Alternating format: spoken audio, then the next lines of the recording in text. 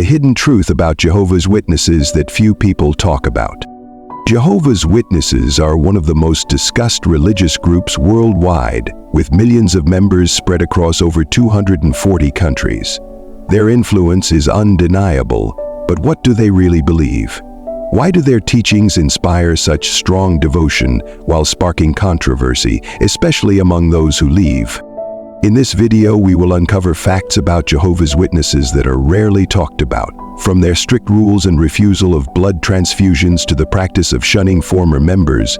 We'll explore the beliefs and policies that have sparked worldwide debate. Stick around until the end. What you learn may change your perspective on this religious group. Jehovah's Witnesses are known for their strong beliefs and structured way of life. They stand out for their door-to-door preaching, rejection of blood transfusions, and belief that the world will soon end. However, many people don't realize just how much control the organization has over its members and the harsh consequences for those who leave. The Jehovah's Witnesses began in the late 19th century under the leadership of Charles Taze Russell. He formed a Bible study group that later became the organization we know today.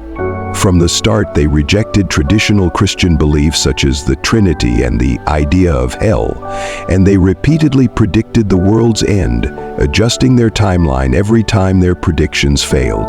This belief in an imminent apocalypse influences their daily lives. Members are discouraged from pursuing higher education, wealth, or long-term goals outside the organization. Instead, they are encouraged to focus on spreading their message, believing that Jehovah's kingdom will soon replace the current world. One of the most controversial aspects of Jehovah's Witnesses is their strict rules. The governing body, based in Warwick, New York, controls nearly every detail of a member's life, from clothing and entertainment to rejecting holidays, which they see as pagan. A particularly debated rule is their rejection of blood transfusions. Based on their interpretation of certain Bible verses, Jehovah's Witnesses believe that receiving blood, even in life-threatening situations, is against God's will. This has led to tragic cases where members, including children, have died from preventable conditions. While the organization promotes alternative medical treatments, this policy has raised serious ethical and legal concerns.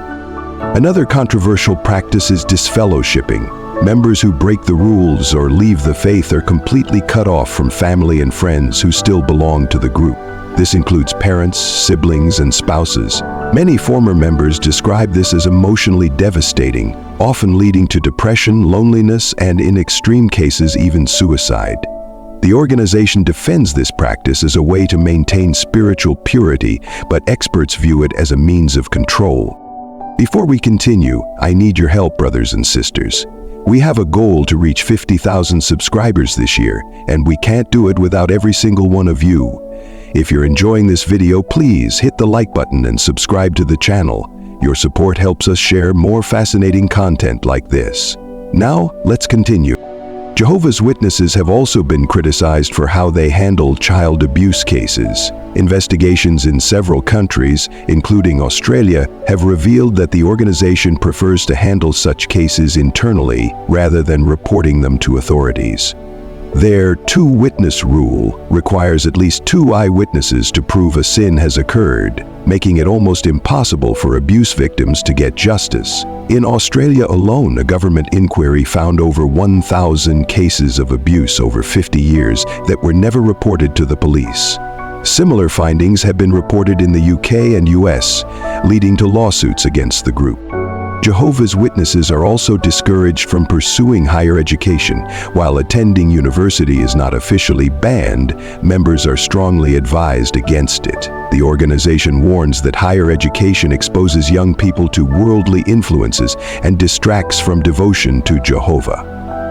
As a result, many members find themselves with limited job opportunities, taking on low-paying work instead. Marriage within the faith is highly encouraged. If someone chooses a partner outside the group, they risk punishment or even disfellowshipping. Divorce is only allowed in cases of adultery, leaving many members trapped in unhappy or even abusive marriages. Women also face limited roles in the congregation, with leadership positions reserved for men.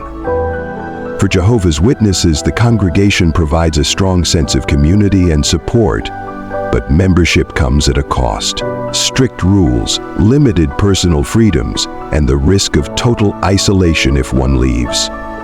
While some see their discipline and dedication as admirable, others view the organization as overly controlling. But why do people join and why do they leave? Many are attracted to Jehovah's Witnesses for spiritual guidance and stability. However, once inside, many realize that questioning the leadership or choosing a different path comes with severe consequences. Those who leave often face the painful process of rebuilding their lives after losing family, friends, and a familiar way of thinking. Some find freedom and new opportunities, while others struggle with guilt and loneliness. One of the key practices of Jehovah's Witnesses is door-to-door preaching. This is based on their interpretation of Matthew 24:14, which says that the good news of the kingdom will be preached in all the world. Once someone is baptized, they are required to take part in this preaching, reporting their time to the church leaders each month. Failure to meet expectations can lead to being seen as spiritually weak. This door-to-door work can be difficult. Members often face rejection, insults, and even threats, which can take a toll on their mental health. This is especially hard for children and teens who are made to participate.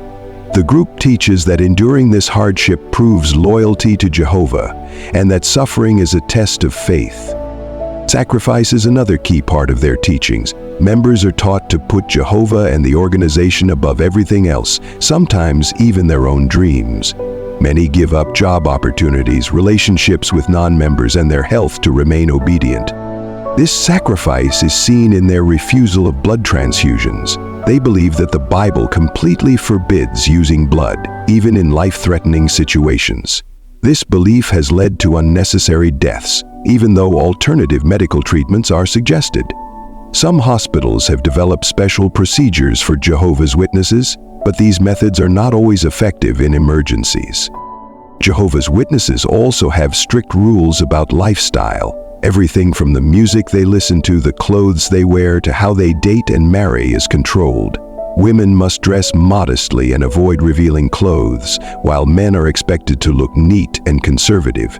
Dating is also highly regulated. Members can only marry other Jehovah's Witnesses, and the church monitors relationships. Long courtships are discouraged, and early marriages are encouraged to avoid temptation. Jehovah's Witnesses are growing in many parts of the world due to their strong sense of community. For many, being part of the group provides stability, purpose, and hope for the future.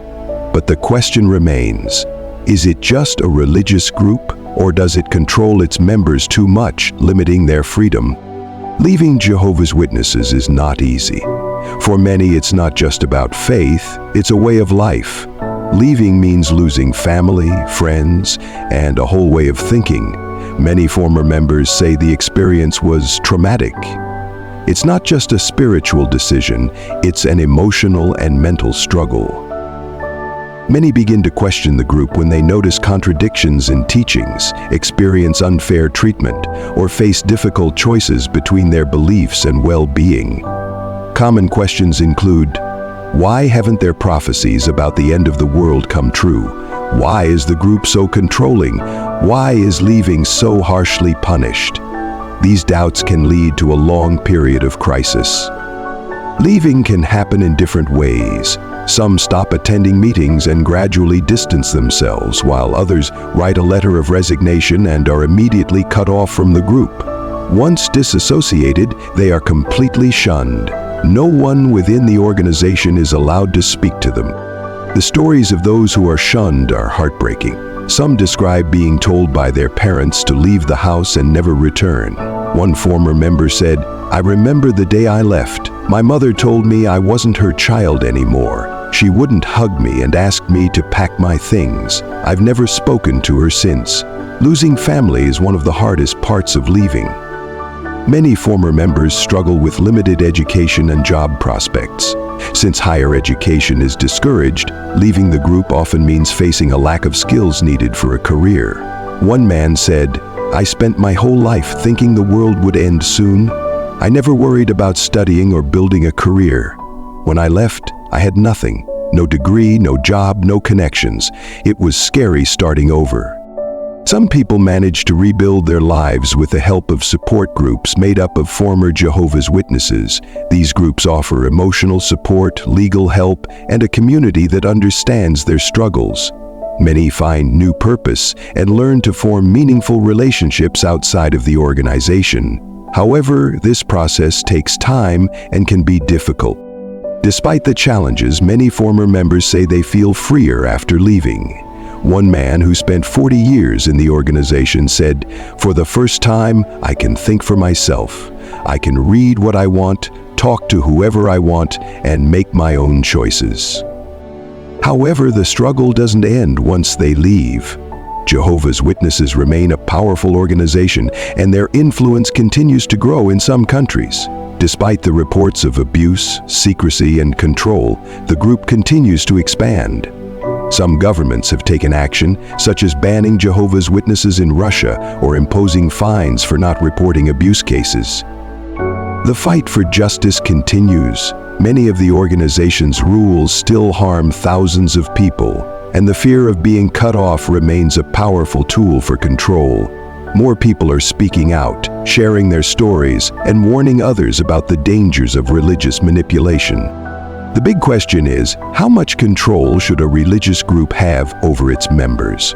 Where is the line between faith and manipulation? Jehovah's Witnesses spark debates around the world.